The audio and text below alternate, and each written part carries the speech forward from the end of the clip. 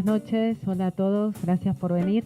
Yo voy a retomar, la verdad que un poco lo que decía recién Florencia en relación con la sorpresa que también me produjo encontrarme con la literatura de Libertad de Mitrópulos, en este sentido de darme cuenta de cuán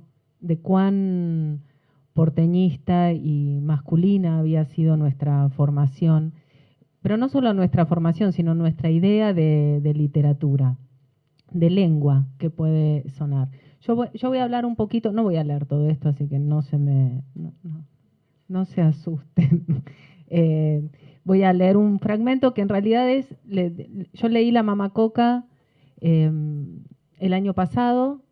Había leído El río de las congojas unos años atrás, a partir de esa colección que vos mencionaste de Piglia, que además tenía, y yo recomiendo muchísimo, esa colección y la colección de Dubim, de narradoras del siglo XX y las antiguas como narradoras del siglo XIX, porque realmente abre absolutamente el espectro de lo que entendemos usualmente o pensamos como literatura argentina, ¿no?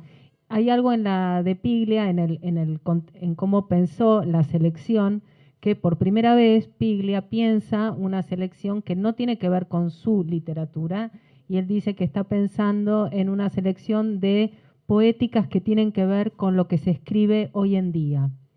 Y por eso dice que elige tal o cual autor. Y eso me pareció sumamente interesante, y la verdad es que uno los va leyendo y realmente entiende que hay algo de esos autores que está presente en la literatura que se está escribiendo ahora. Entonces llegué a La Mamacoca un poco por azar, porque lo comentaban en Facebook y decían qué bueno que es La Mamacoca, qué sé yo. Dije, bueno, vamos a probar. Y me sorprendió muchísimo, ¿no? Entonces voy a leer simplemente, después comento, pero voy a leer el posteo que escribí después de leer La Mamacoca, que retoma lo que recién decía Florencia, porque decía así yo. Qué monótono.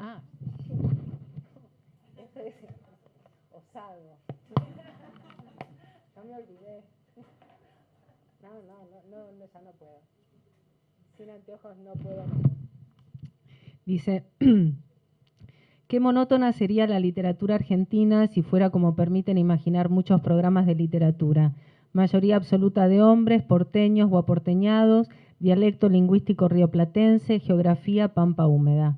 En La Mamacoca me encontré con una voz potente y una escritura fina, con jugo de mangos, lampalaguas y selva, las yungas y Bolivia, la construcción del mundo narco y el poder político en la frontera. Me encontré con una escritura a contrarreloj, contenida y apurada buscando su forma. Es una novela que no pasó por una última revisión, que no llegó a su versión definitiva y se le nota, pero ese mismo carácter me impactó. Hay cambios verbales extraños, un narrador que interpela, anotaciones de la autora para una relectura y algunos comienzos de secuencia que parecen escritura de guión.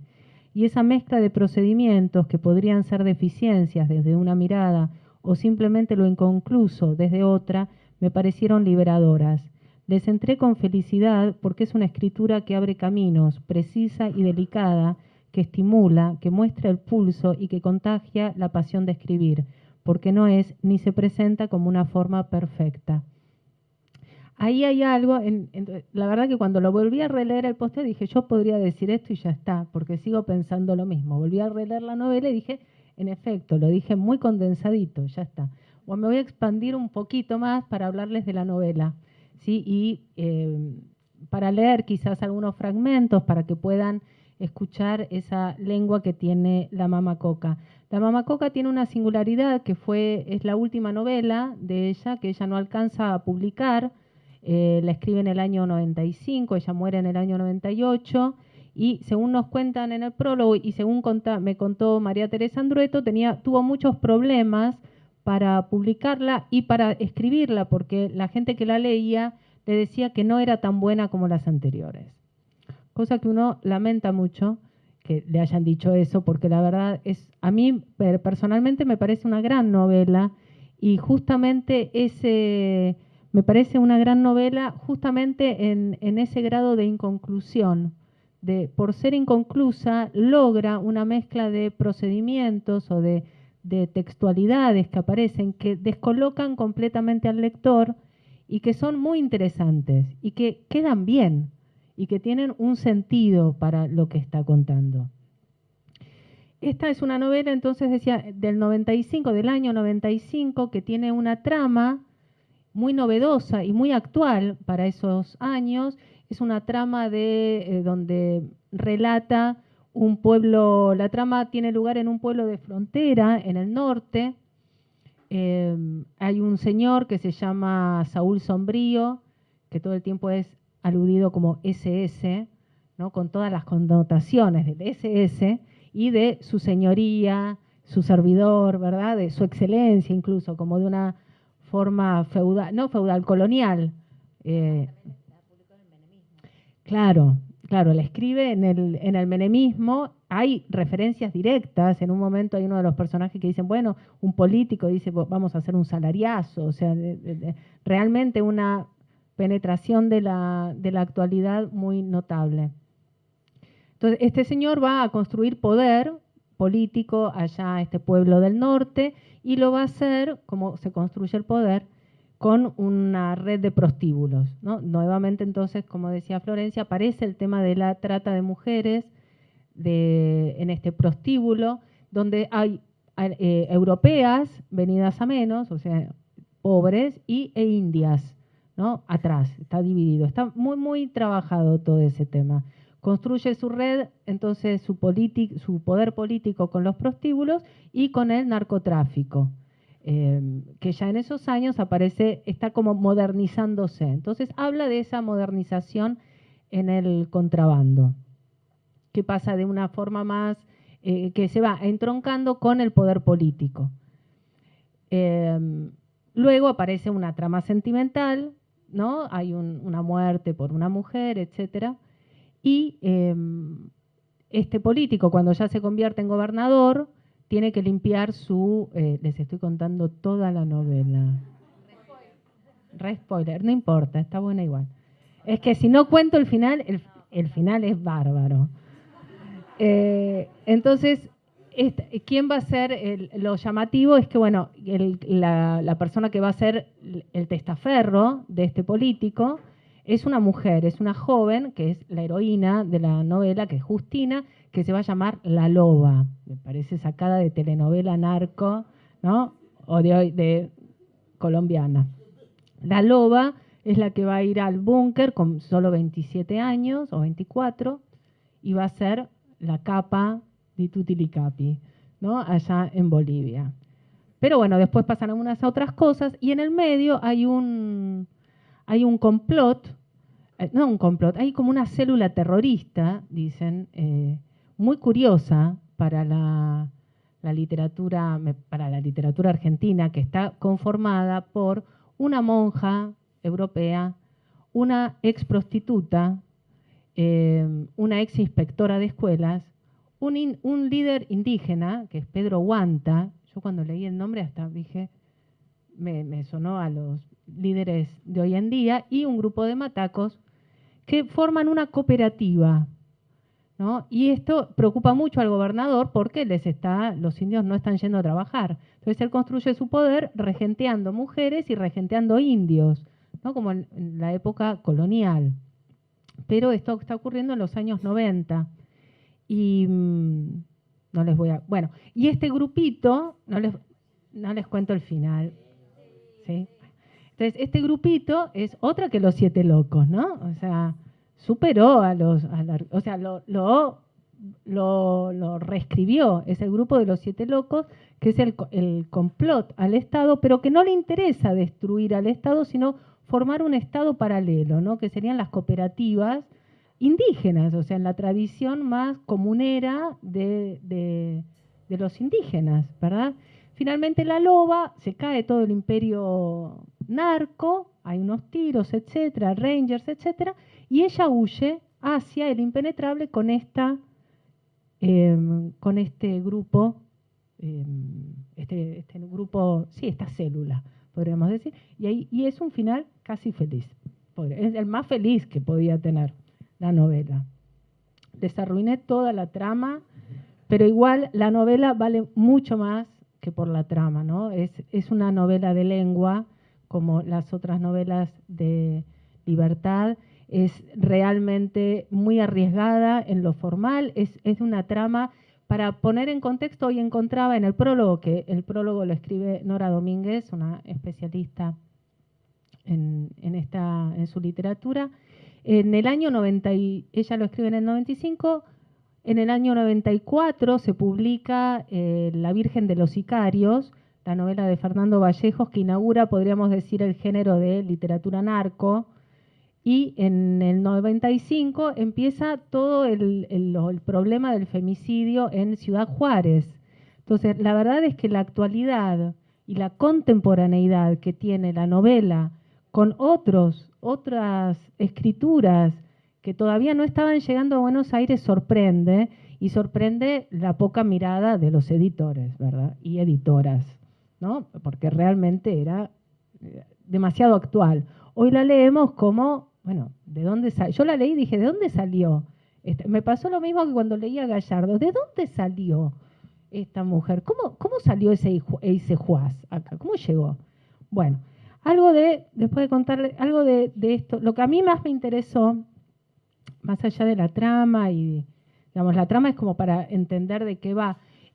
A mí me gustó mucho la construcción del territorio, y la construcción del territorio en la lengua, sobre todo, porque me parece que aparece una lengua, también aparece, Eisejuaz es un caso más extremo, ¿no? Definitivamente.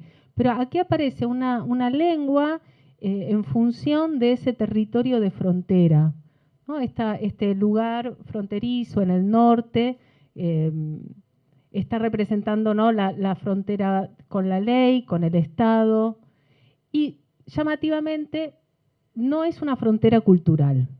De un lado y del otro de la frontera, la cultura es la misma, nos dicen. Entonces, eso me pareció interesante porque así como hay muchos olvidos en nuestra literatura es una literatura que no suele dar mucha cuenta de las culturas indígenas y de la pregnancia o de la presencia que ellas tienen.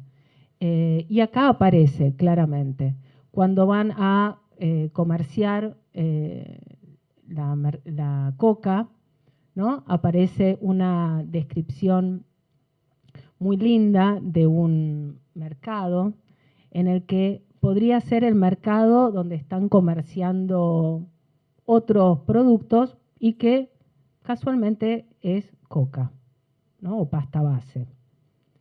Y que dice así, leo un poquito. Dice,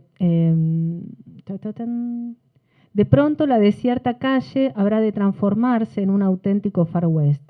Mujeres con balanza de mano ante el requerimiento de los compradores descendidos de los ómnibus pesarán en los platillos unas bolsas de plástico con la pasta de los pisadores. Un murmullo de regateos, ofertas y competencias llenará la calle hasta que van apareciendo los billetes, todo supervisado por los hombres elegantes. No lejos, un camión cargado de individuos duros, bien armados, parece a punto de partir, pero no se moverá de su lugar. Es el contingente de los encargados de proteger a compradores y capos. Un olor acre y dulce macera el aire y nadie diría que aquí respira el delirio. Tan aparentemente normal parecen las transacciones. Algo tan simple como un tome la mercadería y venga la plata. ¿Sí? Y en la página siguiente nos enteramos que Justos Pastor, este contrabandista antiguo, a la antigua, le gusta ir mucho. Dice, Justo Pastor gusta venir para carnaval cuando todo el pueblo festeja la fiesta de la mamá Coca y él baila y lo enharinan y bebe chicha y masca el acuyico y es feliz junto a los campesinos que también sueltan sus vergüenzas y entran en el jolgorio y gozan durante esos días de libación. Ahora, al llegar, se enterará de que las yungas estaban de luto por la entrada que habían hecho las patrullas. O sea, las patrullas habían entrado y asesinado a muchos campesinos. Acá en esta descripción me parece que podemos ver se ve, ¿no?, esta mezcla, no es mezcla, este contacto, ¿no?, entre una forma más moderna, que sería el contrabando de la pasta base, y formas tradicionales del comercio indígena, ¿sí?, en localidades en el medio de la selva o en el medio de zonas no urbanas, podríamos decir. Entonces, esa frontera es también una frontera de ley, es una frontera entre lo moderno y lo antiguo, entre formas más tradicionales de hacer política y más novedosas, más modernas de la política, y también aparece eso en la lengua. Hay otra parte, ya cuando la loba está en el búnker, donde hay un indio que es muy callado y que en realidad es el padre de este político corrupto, que habla mucho sobre esta cuestión de la lengua, que me pareció muy interesante.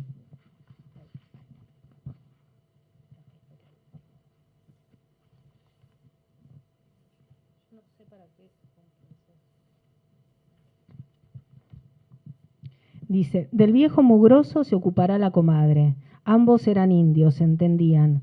La comadre acercará al viejo a la cocina no solamente por comida, también por otras menudencias ancestrales de las que el harapiento adolecía como un perro sarnoso. Chicha, coca, tamales, humitas, anchi, aloja, ¿qué se le ofrece, papacha? Y más abajo, en medio de la conversación, la comadre le alcanzará de comer y de beber y no habrá de olvidarse de algún pitillo para que el viejo alegre su corazón. Hablarán en quechua, harán juego de palabras como si las molieran y reirán tímidamente recordando las lenguas que debieron caminar para bajar a la selva. Esa frase, ¿no?, las lenguas que debieron caminar para bajar a la selva, me pareció que condensaba bastante la idea de esta mixtura entre la naturaleza y lo indígena y las lenguas, ¿no? El quechua no se habla en la selva, el quechua es de la región andina, y estos indios que están en el Beni en este momento tuvieron que bajar, ¿no? Las lenguas que tuvieron que bajar son las lenguas, el abandono de esa lengua quechua para el español, porque aquí en esta novela cada vez que hablan de una lengua extranjera, hablan del español, no hablan del quechua, ¿sí? Y esto aparece como en diagonal, no aparece, no es el centro. Uno va leyendo, sí, la loba, Justina, ¿no?, el tipo, el narco, el prostíbulo, etcétera. Y aparece toda esta cuestión de la lengua que es tan rica y es tan pregnante, y creo que es la que realmente sostiene a la novela. Hay otro ejemplo que es en la primera página empieza de una manera rarísima. Ese es el otro tema que me interesó. Esto que parece ser como inconcluso, pero quién sabe, capaz que era su forma. Ya no era inconcluso, sino que era rara. Y es más fácil pensar que es inconcluso. Por ejemplo, dice, si fuera necesario, acondicionar la luz sobre los rostros que devendrán fatigados, pero que no cambiarán de expresión. Así empieza la novela. Repito, si fuera necesario, acondicionar la luz. ¿A quién le está hablando, verdad, ese narrador? Parece una acotación de guión o teatral. Sin embargo, esto se reitera a lo largo de la novela, no es un error, es algo propio de la novela. Quizás era inconcluso, quizás no lo sé. Para nosotros no es lo que tenemos. Y es algo, y es una voz que va a ir dándole a ese narrador algo muy singular y muy, muy diferente a todo. Más abajo, también en esa primera página, dice, es una escena típica como de mafiosos, ¿no? Dice, 3 hombres sentados a una mesa y 2 en otra. Al fondo, el hotelero prepara las bebidas, whisky con jugo de mangos y café. Primera vez que leo whisky con un jugo de mangos, la verdad, ni en el trópico había visto whisky con jugo de mangos, honestamente. Ron con jugo de mango, sí. Whisky con un jugo de mango, no.